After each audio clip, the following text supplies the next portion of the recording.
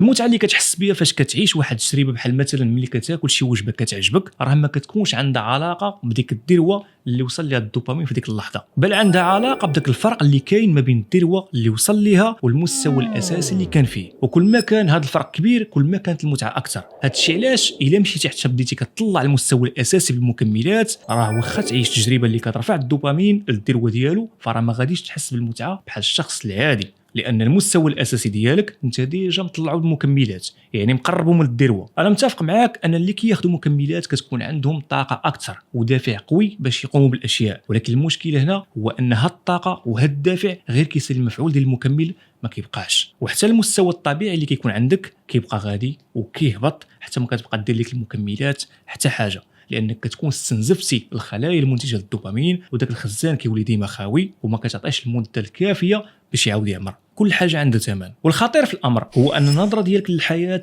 ومستوى تحفيزك وقوه الدافع اللي عندك باش تنوض دير شي حاجه حتى هما كيبقاو غاديين وكينقصوا، حيت كيعتمدوا نسبيا على كميه الدوبامين الاساسيه اللي كتدور عندك في الدم.